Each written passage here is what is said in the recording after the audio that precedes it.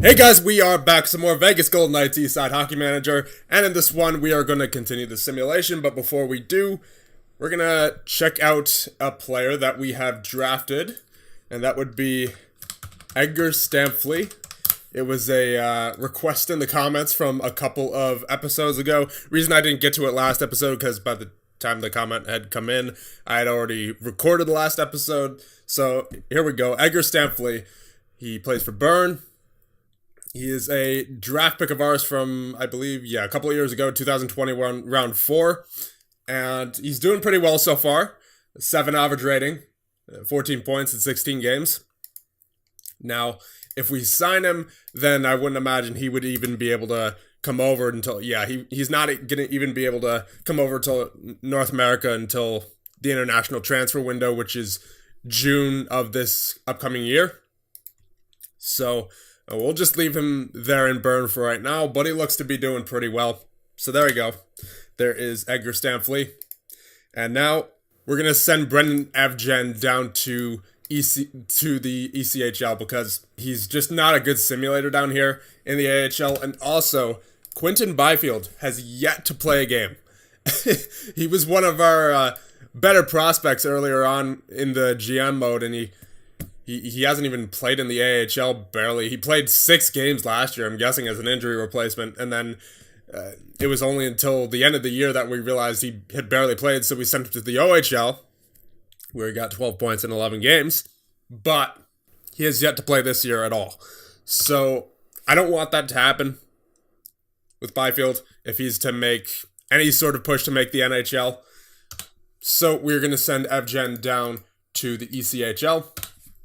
And there we go. So Byfield should end up getting some more games, or at least get the chance, because there's clearly a lot of forwards on this roster.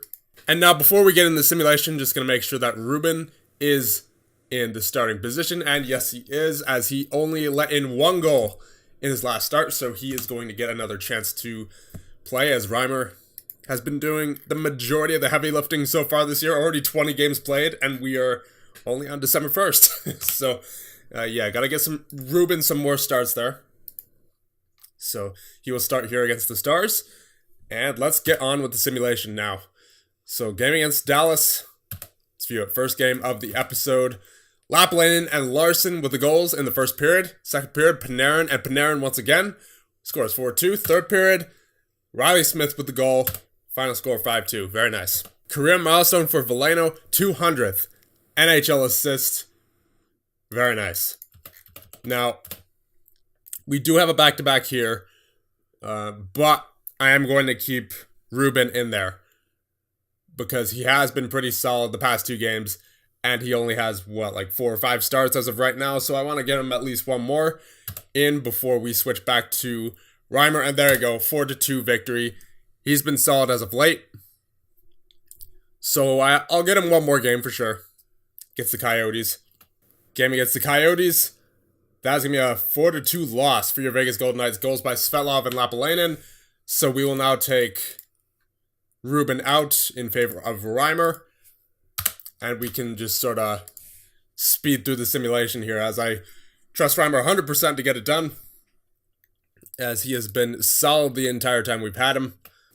Game against the Ducks, and that's going to be a 4-3 loss in the shootout. Lappalainen, Smith, and Panarin with the goals. And then Forrest with the goal in the shootout, but then Nuge and Savage with the goals for the Ducks in the shootout.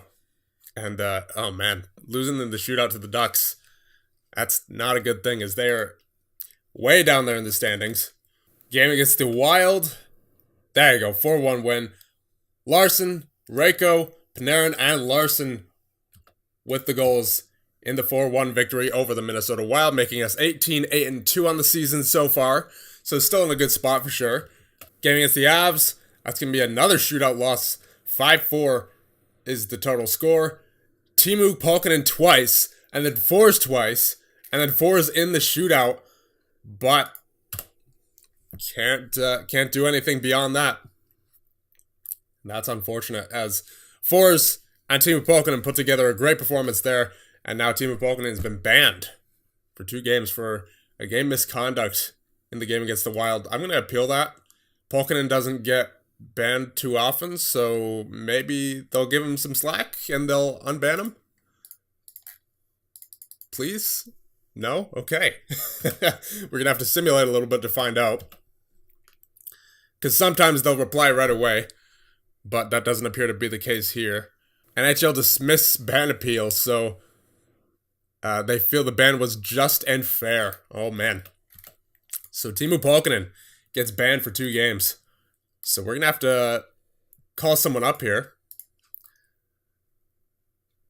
And we'll give Niels Blomqvist another chance, I think. Recall him to the Golden Knights. And we will get him into the lineup. Get you there on the 4th line right wing. Or actually, can he play... Can Thompson... Yeah, Thompson can play right wing. We'll put Blomqvist on the left. There we go. So, game against the Hurricanes. And that will be a 6-0 win. There you go. Goes by Veleno, York, Smith, Panarin, Veleno, and Svetlov. Game against the Penguins. They're pretty good. 5-2 loss against them. Goes by Fours and Veleno, but... nothing after that, as they sort of ran with it as soon as they got that 3rd goal by Sutter.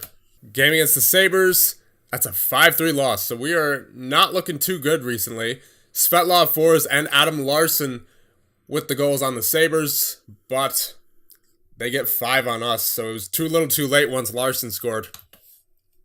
And we are not looking too good against some of these top teams here. I have to say, the loss against Pittsburgh, then the loss against the Sabres. Game against the Sabres once again, and another loss against them too. 4-3 loss, with goals by Lapalainen, Thompson, and Lazaro. But they scored 1 more than us in comeback fashion to make it 3-3, and then 4-3. DeSimone and Middlestat.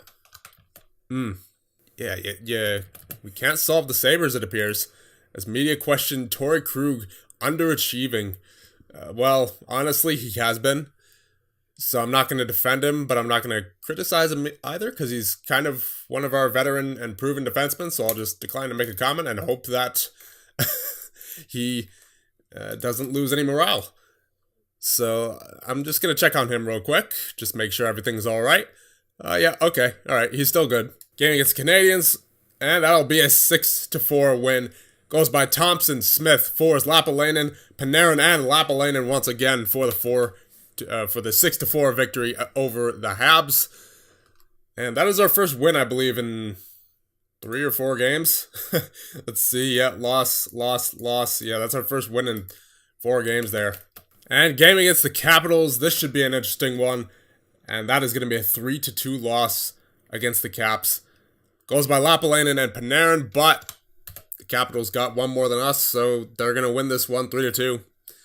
And we are starting to slide as of late, as we check the schedule here. That's 1, 2, 3, 4 losses in our last 5 games. And then a shootout loss to Colorado there, a shootout loss to Anaheim, a loss to Arizona. Not too good of a month here for your Vegas Golden Knights. You don't like to see it. So we might have to... change something up here after this month, because again, yeah, oh man, Niels Blomqvist now has been suspended for 2 games.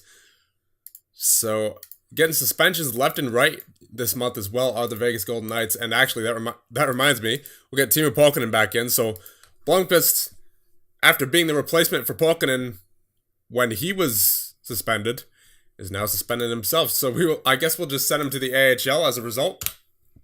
And get Pulkkinen back in the lineup. And Thompson back where he belongs on the left wing. So hopefully Pulkkinen back in the lineup will get things going again for us. Game against the Ducks. It's going to be a 5-1 win. There you go. Aiden Thompson, Lapalainen, York, Smith, and Veleno with the goals against the Ducks. And Quinton Byfield still has not played any games this season. So, you know what? Martin is struggling a little bit. He appears to be pretty good, at least in terms of his attributes, but he's not simulating like it. So I wonder if sending him down to the queue would be beneficial here. Yeah, you know what? I'm going to send Martin back down to the queue. He hasn't really been getting offense. Well, he's not an offensive player to begin with, but He hasn't been simulating well either in terms of the average rating, so that tells me he still needs a little bit of conditioning down in the queue, so we'll send him back to Charlottetown. And hopefully that means Byfield gets more games. But now here's the issue is Kupari is not performing once again. 643 average rating. He hasn't shown us much. So we'll send him down to Chicago, and we will be calling up someone as to replace him, as there's only 12 forwards on our roster. So definitely not calling Kupari back up, not for a little bit anyways, as maybe Soderlund or Bishop. Yeah, I think I'll give Bishop the chance. Because the game says he's a 4-star current rating, and like Jonathan Taves. So, yeah, we'll give him another shot. We'll see what he can do as the 4th line center. And then Reimer. How many games in a row has he played? Quite a bit. Yeah, I'll start Ruben another couple games here. So, game against the Kings. Let's see what we have. We have a 5-3 loss. Larson, Timo Pulkkinen, and Velena with the goals. But the Kings are going to outscore us 5-3. You don't like to see it. Especially against those teams that are not in the playoff hunt at the moment.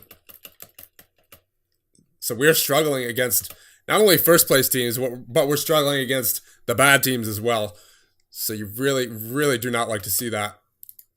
Contracts expiring, we'll deal with those later. Game against the Sens. That's going to be a 6-2 win. Okay. Goals by Veleno, Thompson, Veleno, Smith. Veleno with the hat trick, and then Stefan Larson with another goal. Player of the month is David Pastrnak. Rookie of the month is Graham Clark. Best offensive player is Brad Marchand, and best defensive player of the month is Erik Karlsson. Theodore on the move. No, he is not. He is one of our better defensemen. Deny rumor. And the midseason draft rankings. Right. Gotta send the scouts back out. Well, Parneda is actually still on the entry draft, but Gendron has not scouted Chicago in a while, so we will send him out to do that. And then same thing for Scrivens. He can scout the Golden Knights once again. And there we go. So, game against the Wild here on the 3rd. Now, Timo Pulkkinen definitely having a down year. Only 8 goals, 2 assists for 10 points in 24 games. So he's keeping up his point scoring pace as he usually does. But his average rating really starting to get down there. 675. That's worse than we last checked. And that's the only 6 among all of our forwards. Everyone else has at least a 714 or higher. Defensively, Adam Larson is the lowest in terms of our main defenseman with a 689, so not too many complaints there. And then goaltenders, yeah, Reimer and Ruben, right around where I expect them to be. So unfortunately, Timo Pulkkinen, once again, his attributes are starting to show here, unfortunately. So hopefully he can get back into shape. And how is Bishop doing so far? 750 in 2 games. That's not too shabby. We'll definitely keep him up here for right now. Man, what is it with losing to these bad teams? 7-4 loss against the Minnesota Wild. It goes by Theodore, Lapalainen, Forss, and Bishop. Bishop, I believe that is his first. Yes, that is his first NHL goal. But the Wild had to ruin it. Oh man, that not a good showing against the Minnesota Wild. Huh. We seem to be seeing a lot of that this year so far. Jonathan Quick has now retired, and he is a head coach. Oh my. He's actually pretty good. Got that 85 working with youngsters, 89 determination, 86 tactical knowledge. Yeah, he would be a very good head coach, actually. Defensive style of play. Absolutely. He would be a great head coach. But we have our head coach in Gerard Gallant, so we're not going to bother with him at the moment. Game against the Predators, they're pretty good. That is going to be a 6-3 win. Okay, there's a morale booster. Forss, Lazaro, Lapalainen, Panarin, and Reiko Pulkkinen with the goals against the Nashville Predators to make us 23-14-3 on the season. Game against the Jets. Oh, man. What is it with this team right now? 3-2 loss against the 12th place Jets. Veleno and Thompson with the goals, but Scheifele with the overtime winner to win it for Winnipeg. And we are... I'm not going to say we're in a bad spot, but it's definitely not ideal. It's not as good as we were the past, several years where we won the President's Trophy and made all those runs in the playoffs. So we'll get Reimer back in there, as Ruben, I would imagine, has had quite a few starts at this point. Yeah, 5 starts in a row. So we'll get Reimer back in, and hopefully he could get us back on track. Game against the Rangers, 5-2 win. There you go. Fours, Thompson, Larson, and Thompson once again with the goals. 2 goals for Fours, 2 goals for Thompson. Pretty good game all around. Let's hope we can keep that up, as it's not been consistent recently, as we do have quite the break here in between the game against the Rangers and the Oilers. 6 days without a game, so this might be our bye week. Yeah, I would imagine so. Game against the Oilers, here we go. That's going to be a 4-3 shootout victory. Goals by 2 goals by Teemu Pukkanen, and then Reiko. The Pukkanens stepping up big time in this game, and then Panarin and Lazaro with the goals in the shootout for a 4-3 shootout victory. So that puts us at 25, 14, and 4 on the season. Not too shabby. But again, I would like to see us continue that momentum, because we haven't been able to really get too much of that going recently. Game against the Wild, 6-2 victory. There you go. Goals by Panarin, Lazaro, Reiko, Teemu, Smith, and Larson. So, solid game once again. Reimer appears to be the guy to go to once again. Not that it was ever in any doubt, but still. More often than not, if we find ourselves getting into a hole, we know who to go to. So that's a good thing for sure. So I was honestly starting to wonder if Silverberg actually had that much of an effect on our team defensively, because he was one of our better defensive forwards. I just didn't realize, how much he might have actually had an effect up until we started starting Ruben a lot. So we're definitely going to have to start Reimer more often, number one. And we might even have to make a trade at the trade deadline. Maybe, who knows, maybe trade back for Silverberg again. Whenever Reimer isn't in net, we seem to have some trouble defending, even against bad teams. So, Team Tavares versus Team McDavid, 13-12 is the final score of the All-Star game. Was any of our players in it? Let's see, actually. Team Tavares. We had Joe Veleno on Team Tavares, and then Team McDavid, none of our guys were there. So, Joe Veleno, did he have any points in this game? Let's see, box score, Veleno. So Joe Veleno, I don't believe, had any points in the All-Star game. That's unfortunate, as it was quite high scoring as well. Yeah. Oh. A 16:51 of ice time, and he was -7. That is unfortunate for Joe Veleno. Wow. You don't like to see that. I mean, it was the All-Star game, but still. That's more than half the goals that the other team scored that he was out there for against.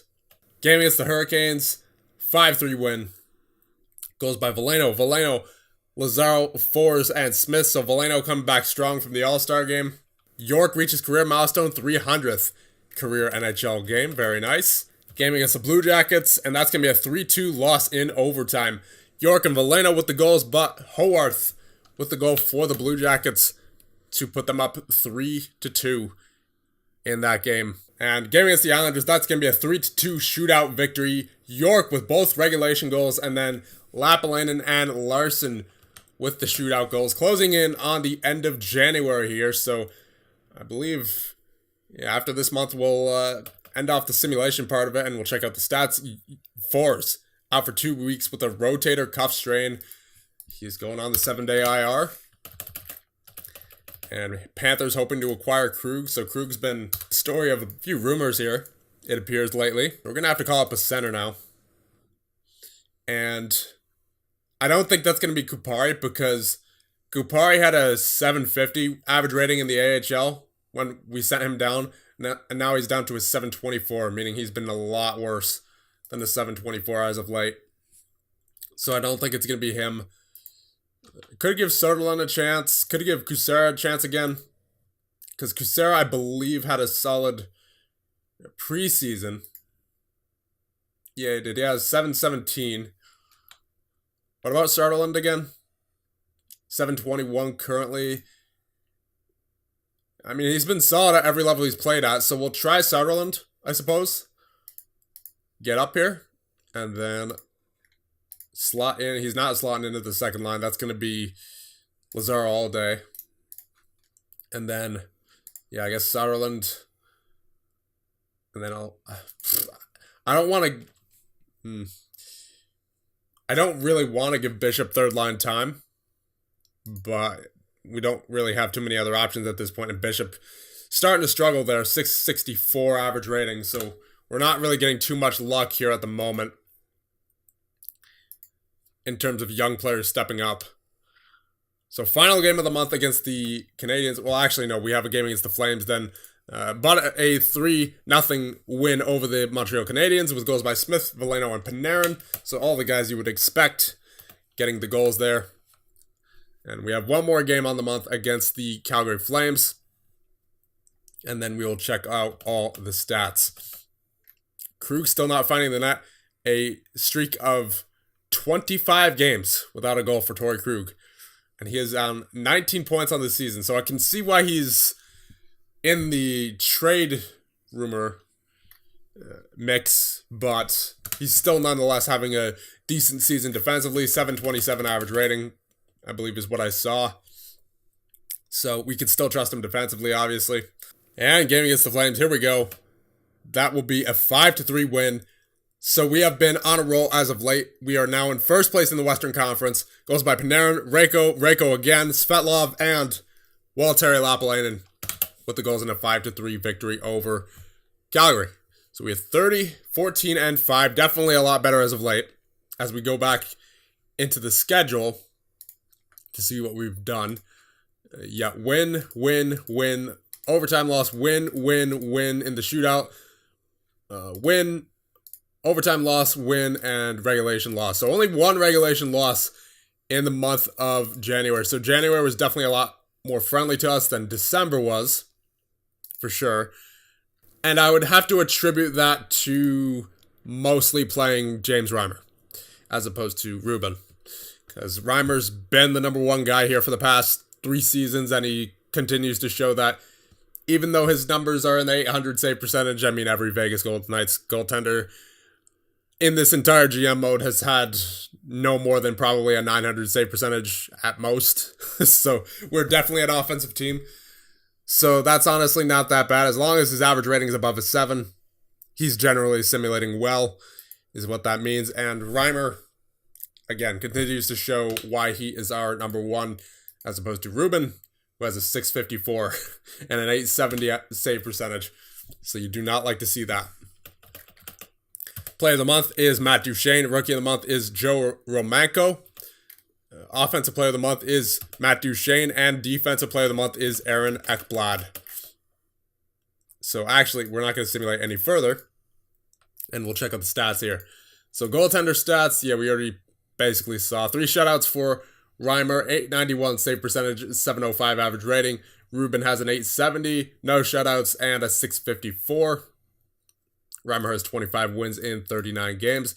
Defensively, Cam York leads the way in points with 34, so he is starting to take over as the number one offensive defenseman on this team instead of Torrey Krug, who has kind of taken a little bit of a backseat this year offensively. Only 22 points for him. And Colin Miller with 31.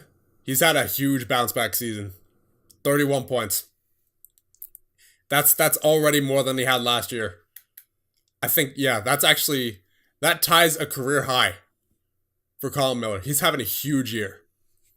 Glad I didn't trade him. So Shea Theodore with 28 points. Krug with 22. Brandstrom with 11. That's a bit unusual for him, just given his usual production rate. But I guess part of that can be attributed to Colin Miller scoring a lot, because I believe they're on the same pair. Adam Larson with 8 points. 687 average rating. And then Harris with nothing in one game. Wu with nothing in one game.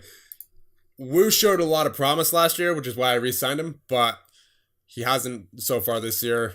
9 games, no points, 633 average rating.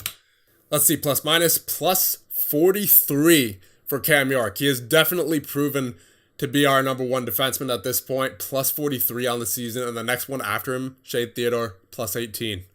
That's a significant difference. And who's York paired with? Is it Theodore? Yeah, York's paired with Theodore.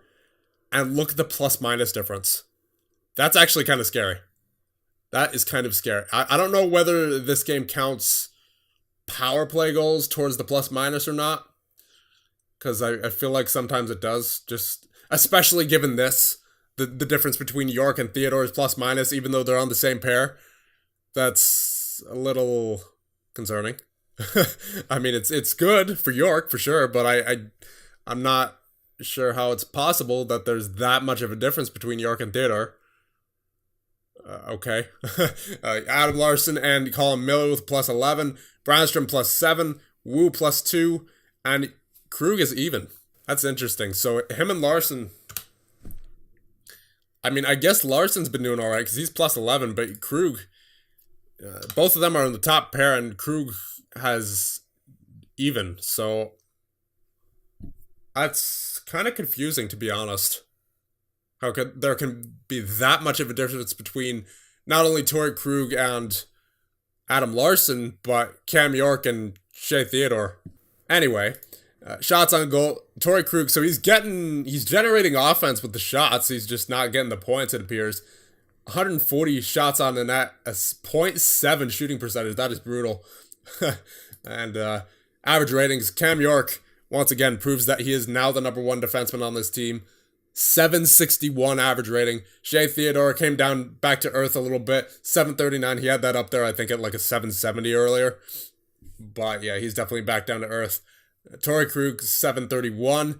Colin Miller, 727. Again, huge year for him. 711 for Brandstrom and a 687 for Larson. Forward-wise, let's see. So Riley Smith with 51. Svetlov with 46, Veleno with 46, Panarin 45, Lapalainen with 37, Reiko Polkinen with 36, Forbes with 32 and 38, Larson with 31, Lazaro with 26, Thompson with 26, Timo Polkinen only with 15. Gabby Bishop has been struggling quite a bit as well, 654. And then Sutherland, in 2 games played, has a 6.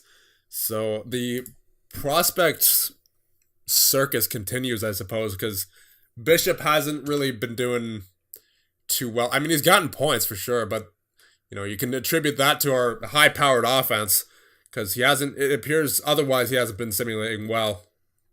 Same thing with Sutherland. So yeah, again, the prospect circus continues here in Vegas as we try to find replacement guys to fill in for injuries when they happen. So let's go into the AHL once again, see who is playing well. Kusera's been doing pretty well recently. 721 average rating, 8 points.